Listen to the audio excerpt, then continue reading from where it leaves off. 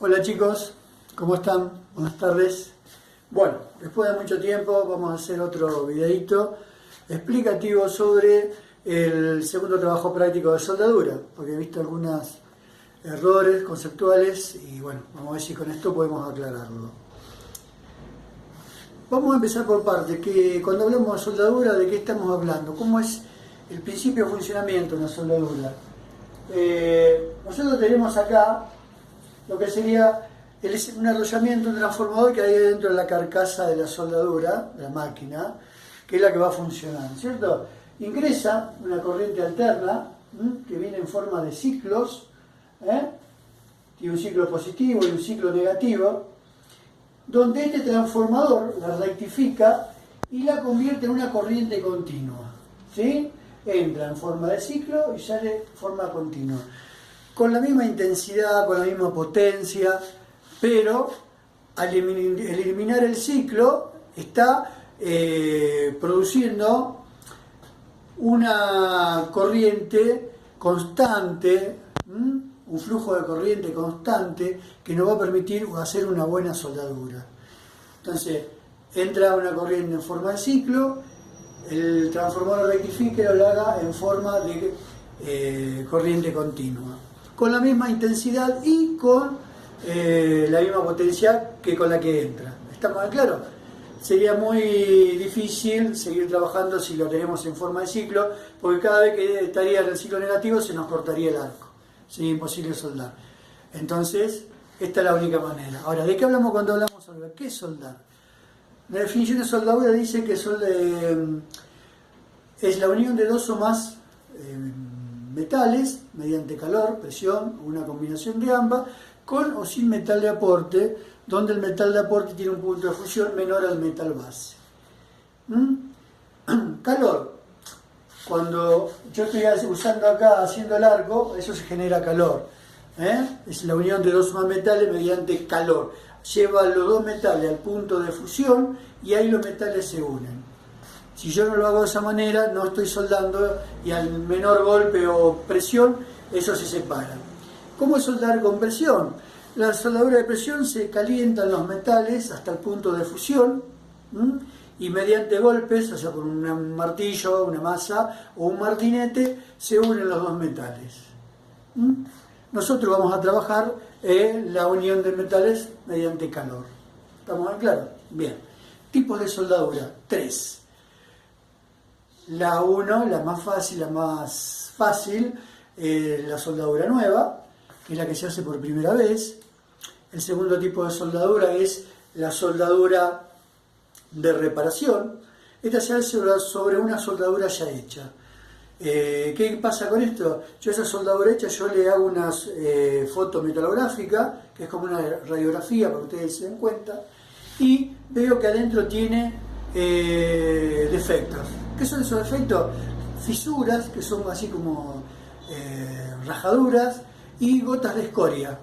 Gotas de escoria que se producen cuando yo, por ejemplo, se me cortó el arco y lo volví a sentir rápido, pero ahí adentro me quedó una gota de escoria. Eso me debilita la soldadura, debilita la unión soldada y me puede traer un problema mientras está trabajando la máquina.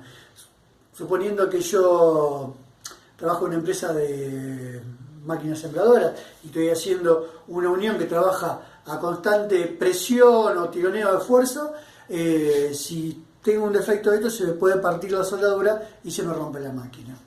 Entonces, ¿qué hago ahí? Tomo la moladora y la amolo toda esa unión soldada, elimino los defectos y vuelvo a soldar. Entonces, la soldadura de reparación es sobre una soldadura ya hecha. Al notar que tenemos defectos en esa soldadura, fisuras o gotas de escoria, le hacemos un amolado para hasta eliminar los defectos y después volver a soldar encima. Tercer tipo de soldadura, soldadura de recargue. Una definición sencilla para esto, para que les sirva, y me sirve a mí también, es depositar una o varias capas de soldadura sobre la superficie de una pieza desgastada. Esta definición, si ustedes la ponen cuando yo pregunto, me parece bien. ¿Estamos claros? Para no hablar de todos otros términos tan, a lo mejor un poco más difícil para ustedes en la definición. esta soldadura tiene objetivos. Ustedes en el apunte tienen 7, nosotros lo vamos a simplificar en 4 esos 7 objetivos. ¿Cómo vamos a hacer? Cuando yo, por ejemplo, voy a hacer pasar un metal en la moladora de banco, en la piedra, esa que está bien, y veo que la piedra se mueve así. Eso es peligrosísimo. Entonces, ¿qué hago? Desarmo la pieza y veo que el eje está de esta forma, cónico. ¿Sí? Entonces quiere decir que hay un desgaste por rozamiento ahí y yo necesito arreglarlo eso. Acuérdense que dijimos que la definición de soldadura de recarga era depositar una o varias capas de soldadura sobre la superficie de una pieza desgastada. Es decir, voy a poner un cordón de soldadura al lado del otro en toda la circunferencia del eje, 1, 2, 3 capas las que sean necesarias hasta que llego al diámetro original, lo sobrepaso. Tengo que sobrepasar un poquito de eso. Entonces lo llevo al torno, le hago un cilindrado, lo dejo en la medida original y puedo reutilizarlo. ¿Sí? Bien. ¿Qué pasa? Cuando yo desarmo la máquina y veo que esto está así, tengo dos opciones. Lo tiro y pongo uno nuevo o lo arreglo. Voy a preguntar a la ferretería cuando sale uno nuevo, me sale 1000 pesos y digo, es una locura, sale muy caro, entonces decido arreglarlo. Muy bien, vamos a arreglarlo. Al decidir arreglarlo voy a estar ahorrando dinero. ¿Sí? Estoy mejorando mi economía ahí. Entonces, ¿qué voy a hacer? Antes de empezar a hacerlo, le hago un análisis. Digo, ¿cómo puede ser? Esto tiene un año de uso, no puede ser que ya esté todo desgastado. Está bien que a lo mejor yo lo utilizo de mala manera, pero igual. Entonces hago un análisis, el análisis me dice que el metal de que está hecho el eje no tiene las cualidades o condiciones o propiedades necesarias para el trabajo que yo necesito hacer. Entonces, ¿qué hago? Voy a hacer la soldadura recargue con un electrodo que me permita agregarle propiedades. ¿Sí? Todos los electrodos tienen silicio, manganeso y carbono, pero si yo a ese electrodo, que es un tema que vamos a ver más adelante, le agrego un electrodo que además del silicio, manganeso y carbono tenga cromo molibdeno, vanadio, le va a agregar dureza, resistencia al desgaste por rozamiento, y eso es lo que yo necesito en ese material. Entonces va a ver que hay 4 objetivos. Esos objetivos son: cuando yo decido arreglarlo, estoy recuperando el material que estaba para el descarte. Primer objetivo. Segundo objetivo: al usar ese electrodo que le va a agregarle propiedades distinto, le estoy agregando propiedades. ¿Sí? Entonces, propiedades que el material antes no tenía. Estoy haciendo casi un material nuevo. Entonces, al alargarle propiedades, le estoy alargando la vida útil. Primera cosa, el primer objetivo, recuperar un material que estaba al descarte. Segundo, agregarle propiedades. El tercero, alargarle la vida útil, y al alargar la vida útil estoy mejorando mucho más mi economía. 4 objetivos. 3 tipos de soldadura: soldadura nueva, la que se hace por primera vez; soldadura de reparación, la que se hace sobre una soldadura ya hecha, donde realizo un amolado hasta eliminar los defectos y vuelvo a soldar esa unión. Y la soldadura de recarga, que es depositar una o varias capas de soldadura sobre la superficie de una pieza desgastada. Ahora, muy bien, ¿cuáles son las uniones básicas? Nosotros tenemos 5 uniones básicas. A tope, enfrentado, traslapada, una sobre la otra así. Cuando yo lo hago así, si sueldo de acá y sueldo de acá, estoy logrando mayor estanqueidad. Esto se utiliza generalmente para los acoplados tanque, donde llevan combustible, gases y esas cuestiones. Unión en T, unión en escuadra y unión de canto. 5 uniones básicas. Esto es sencillo. Vamos a hablar de los biseles también. ¿Qué pasa en los biseles? Si yo tengo que soldar una planchuela fina como esta, por ejemplo, un 316, un 5 milímetros, no voy a tener problema. Ahora, si yo tengo que soldar una planchuela de 2 pulgadas de espesor, 5 centímetros, entonces voy a tener problema. Entonces, ¿qué hago? Tomo la moladora y le hago un desbaste para poder llegar hasta el fondo y hacer la soldadura de raíz. Y vamos a encontrar que hay más, pero nosotros vamos a los más comunes, 5 tipos de biseles: unión en B, unión en W, unión en U, unión en W y bisel cuadrado, todos biseles, perdón. Bisel en B, bisel en W, bisel en U, bisel en W y bisel cuadrado. ¿Estamos claros? Esos son entonces los biseles que nosotros vamos a encontrar. ¿Cuáles son los diferentes factores que pueden afectar una soldadura? Nosotros vimos en el tema anterior que era propiedad de los materiales, y veíamos, por ejemplo, que en las propiedades químicas, que eran oxidación, corrosión, había mucho óxido sobre las piezas, y eso es uno de los factores que dificulta realizar una buena soldadura, porque no podemos hacer bien el arco, se nos va a cortar el arco, va a chisporrotear mucho, entonces tenemos que hacer una buena limpieza. Entonces, cuando hablamos de factores de soldadura tenemos 4: la atmósfera, que si hay mucha humedad no nos conviene soldar; la humedad también, porque el agua es un buen conductor de electricidad, es muy peligroso; la superficie de los metales, que tiene que estar limpia, libre de óxidos, pinturas, aceites, combustibles, grasas, todas las cosas que puedan dificultar; y, como dijimos recién, los óxidos. Entonces, estos son distintos factores que afectan a la soldadura. Vamos a hablar ahora de procesos de soldadura. ¿Qué son los procesos de soldadura? Los procesos de soldadura son 4. Nosotros vamos a ver el primer proceso, que es el que usamos nosotros, y en estos procesos va a haber 2 factores que son comunes a todos, ¿sí? La alimentación y el avance. ¿Qué es la alimentación? Es cuando yo le pongo el electrodo a la pinza para soldar. Esa es la alimentación. Y el avance es cuando yo voy haciendo el cordón de soldadura. Entonces, ¿qué es lo que nosotros vamos a utilizar este año, si tenemos la suerte de volver?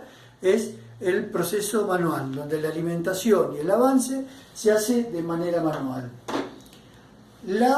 El proceso semiautomático es donde la máquina realiza el proceso de alimentación. Por ejemplo, las máquinas MacMig, MIG-MAG, las TIC, donde la máquina tiene adentro un rollo de alambre, que la máquina con un motorcito lo va a ir sacando a medida que yo aprieto el gatillo de la trocha, y eso, mientras yo le doy el avance, vamos a ir haciendo la soldadura. Los procesos automáticos hacen la alimentación y el avance. El operario, en ese caso, lo único que hace es ajustar la máquina, prepararla, ajustarla, e ir cambiando las piezas e ir reajustando a medida que va haciendo el proceso y que se descalibre la máquina. El otro proceso, el cuarto, es el robotizado. Ya más adelante les voy a mandar algunos videitos de robots soldando, para que vean que son una maravilla y puedan verlos en acción. Los robotizados, al igual que el automático, alimentación y avance hace toda la máquina con una programación previa del operario. Es decir, el operario tiene que, mediante una computadora, va y le pone todas las coordenadas de los tipos de soldadura que tiene que realizar, ¿sí? Si no, el robot por sí solo no lo podría hacer. Muy bien, vamos a hablar ahora de polaridad. ¿Qué vamos a hacer con la polaridad? La polaridad está muy relacionada con el tipo de soldadura que yo tengo que realizar. Supongamos que tengo que hacer una soldadura nueva o de reparación, entonces voy a tener que usar una soldadura, una polaridad inversa. Esa polaridad inversa hace que la pinza de masa vaya al polo negativo y la pinza de masa al polo positivo, ¿sí? Pinza de masa al polo negativo, pinza de masa, pinza por electrodo al polo positivo. ¿Qué me hace esta polaridad? Tiene mucha penetración, por eso dije soldadura nueva y reparación, tiene mucha penetración y deposita poco material. Esas son sus características. Si yo tengo que hacer una soldadura de recargue, por ejemplo, la pinza de masa va a ir al positivo y la pinza porta electrodo al negativo. ¿Qué hace esto? Hace que la soldadura tenga poca penetración y deposite mucho material. Acuérdense que la soldadura recargue era depositar una o varias capas de soldadura sobre la superficie de una pieza desgastada. ¿Estamos? Muy bien. Dice, describir las características principales de las pinzas portaelectrodos. Muy bien. A ver, las pinzas portaelectrodos tienen que tener la mandíbula fuerte para ajustar bien y que se ajuste el tipo de electrodo. Tiene que ser liviana para no cansar la mano del operario. Tiene que tener todos los cables bien ajustados, el cable de conexión donde entra la energía tiene que estar bien ajustado a esa máquina. Y tiene que ser también de fácil manejo para el operario. Muy bien. Van a encontrar que hay dos tipos de pinzas portaelectrodos. Si podemos ver, vamos a la 1, que es una pinza que está totalmente aislada, hasta las mandíbulas están aisladas. Y la pinza 2, vamos a ver que esta está solamente aislada en el mango, ¿ven? Acá tiene aislamiento y acá en la punta, en la mandíbula, no, tiene estos alambres nada más. Pero ¿qué pasa? Yo apoyo estos alambres sobre la mesa, me hace contacto y puede generar un arco que me puede provocar una lesión en la vista, con lo que nosotros comúnmente llamamos un flechazo, y después me va a doler muchísimo, es muy doloroso.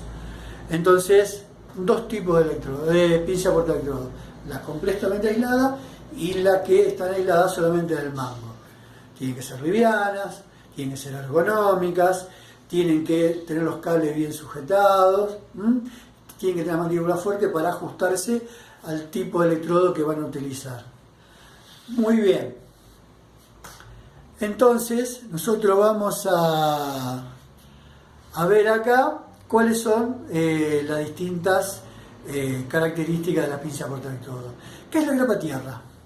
La grapa tierra es un elemento muy importante en la vida de una máquina porque es la que la protege de las sobrecargas eléctricas. Vieron que por ahí la luz sube a una intensidad alta y por ahí se baja mucho. Eso quiere decir las distintas fluctuaciones que tiene la energía eléctrica en nuestras líneas y que generalmente genera problemas en las distintas máquinas. Pero también la descarga a tierra protege al operario de esa descarga. ¿Qué hace la descarga a tierra?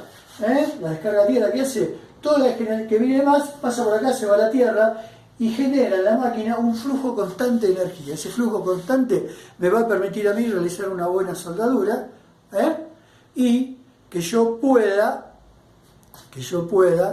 realizar un buen trabajo. ¿Estamos? Muy bien.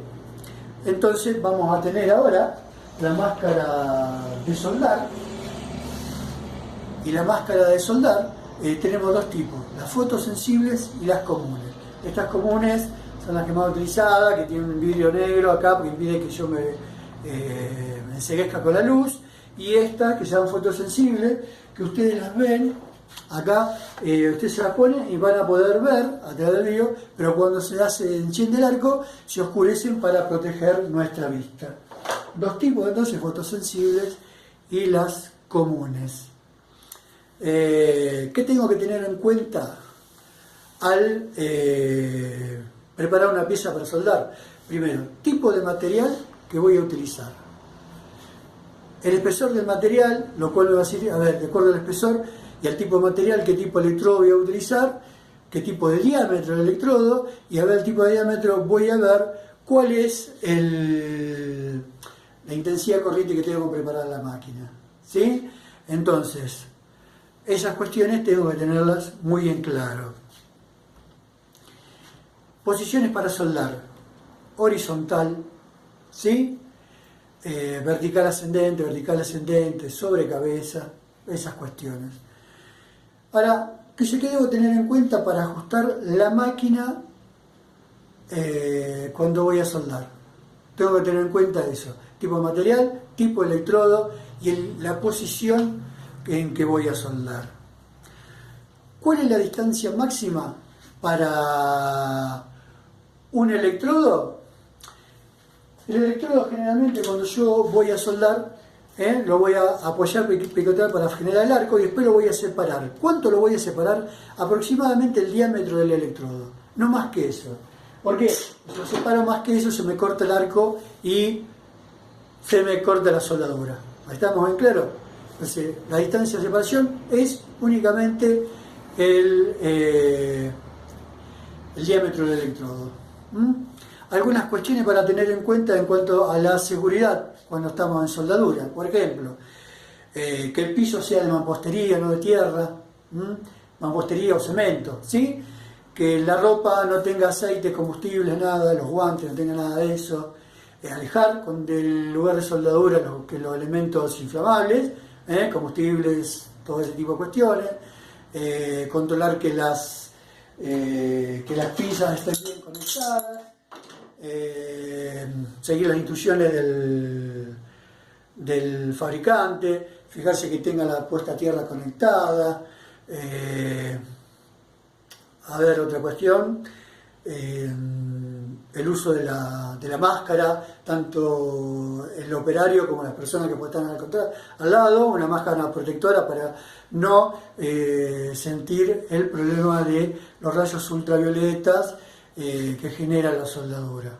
Algunas de las cuestiones. Bueno, chicos, espero que esto les sea de utilidad y ya nos vamos a encontrar en otras oportunidades con el tema electrodo y vamos a empezar a trabajar un poquito en algunas reuniones por Zoom para que ustedes puedan preguntar y limar sus dudas. Espero que esto sirva para corregir los trabajos prácticos.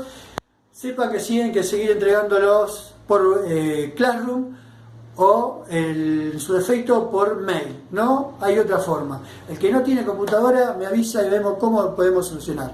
Bueno, chicos, sepan que los extraño, que los quiero y espero que nos podamos encontrar en el taller dentro de muy poco tiempo. Hasta la próxima.